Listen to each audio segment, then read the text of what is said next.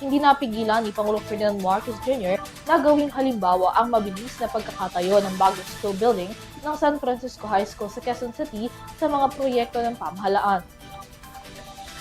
Sabi ng Pangulo, kung hindi lang sana ibinubulsa ang mga pondo ng proyekto ng gobyerno, ganito sana kabilis na magawa ang mga infrastruktura sa bansa. Binigyang diin ng Pangulo na naitayo lamang ng DPWH sa loob lamang ng 8 buwan ang nasabing gusali na anyay pinakamabilis na niyang nasaksihan sa loob lamang ng 30 taon. Narito ang buong balita. Sa pagbisita at pag-inspeksyon ni Pangulong Ferdinand Marcos Jr. sa San Francisco High School sa Quezon City, hindi nito napigilang ibahagi ang kanyang pagkagulat sa mabilis na konstruksyon ng 4-story school building sa paaralan na kailan lang ay hindi magamit dahil sa tinamong pinsala dulot ng sunog na sumiklab dito June 15 noong nakaraang taon.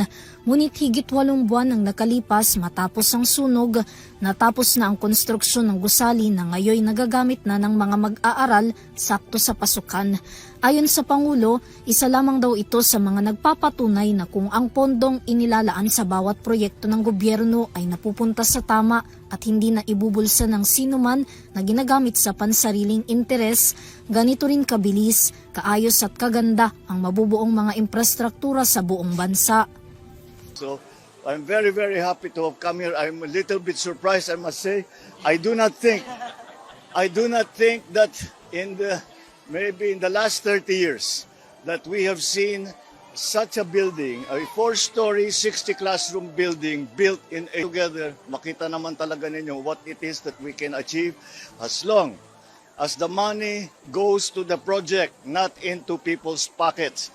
Basta't pumasok sa proyekto ng tama, ay ganito ang ating nagagawa. Patuloy natin gagawin yan at patuloy natin titiyakin na ang pondo ng pamahalaan ay napupunta sa mga proyektong kagaya nito. Ang 4 na palapag na school building ng San Francisco High School ay itinayo ng Department of Public Works and Highways o DPWH na may 36 na silid-aralan. Ipinalit ito sa unang gusaling nakatayo na nasunog. Bahagi rin ito ang inaugurasyon ng Henry C. Senior Hall na may 24 na classroom na donasyon naman mula sa SM Prime kung saan ipinalit ito sa lumang Nara Building. Matatandaan na nang mangyari ang sunog sa nasabing paaralan, binisita rin ito ni Pangulong Marcos. Nakasama naman ang Pangulo sa muling pagbisita sa paaralan sina Education Secretary Sani Angara, DPWH Secretary Vince Dizon at Quezon City Mayor Joy Belmonte. Para sa EuroTV News, Vanessa Cleofas, sumasaludo sa bawat Pilipino.